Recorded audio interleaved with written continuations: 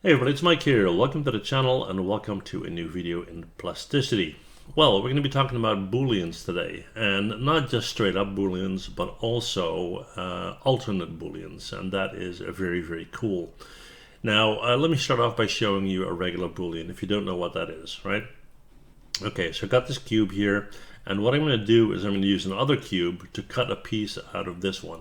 So I'm just going to go down here to corner box, and we're just going to pull that out, raise that up. There you go. Click on OK. We're going to G to move it until it's intersecting, and push that up, something like this. Now let's say I want to use the small cube to cut out a piece out of the big cube.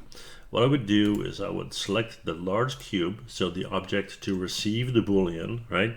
I would shift select the small cube in this case, and I would hit Q on my keyboard.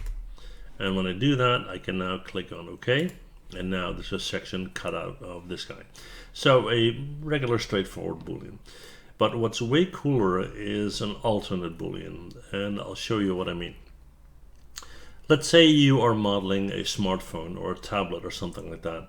You will have very thin buttons on the surface that kind of have a cutout around it, and it's a very cool looking thing. Now you can do that by using alternate Boolean, and I'll show you. So we're going to grab a center circle. We're going to pull that out right here.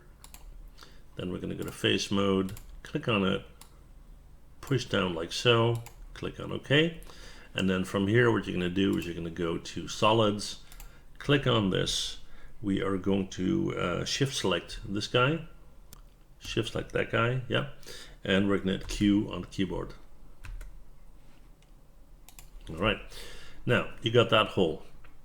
Now let's get rid of the circle. Now what we're going to do here is we're going to do an alternate Boolean on this hole, but first I'm going to add some detail. So we're going to grab an edge, we're going to do something like, actually let's chamfer this, and then we're going to go down here and we're going to click on this and we're going to round that over. Well, I'll chamfer that as well, right? Okay, now you got this shape going on. Now let's say you want an identical shape like this to be created over here, right? Or even better, let's say you want to have a plug that is a perfect fit for this hole. Well, that's where alternate Boolean comes in. What we're going to do is we're going to go into face mode. We're going to select the bottom face right there. Hit Control, Shift, and plus to increase that selection, like so. And once you have all of that done, what you're going to do is you're going to click on OK. You're going to hold Alt and hit a D. Alt D. Now, what happened? Well, the hole got filled in by a solid that's a perfect fit for the hole we had created, right? So if I hit G to move this up, you'll see that the hole is still there. Now imagine making buttons on a smartphone. You can create the cutout and you can create a button that then protrudes out of it, right? So if I wanted to, I could go in here and grab this face. Let's click on OK first. Grab this face, and I could hit E to extrude, do something like that, and then go and grab that top edge. You get the idea, right? Okay, and once that is all done, I can go to G, push it back in, and you'll get something looking like this, which would look perfect on, let's say, a smartphone. But I mentioned that you can also use this to make a new hole that's exactly the same as the previous one, right? So I'm just going to go and flatten that top back out, right? And actually, let's just lower it. And what we're going to do is we're going to hit G to move it.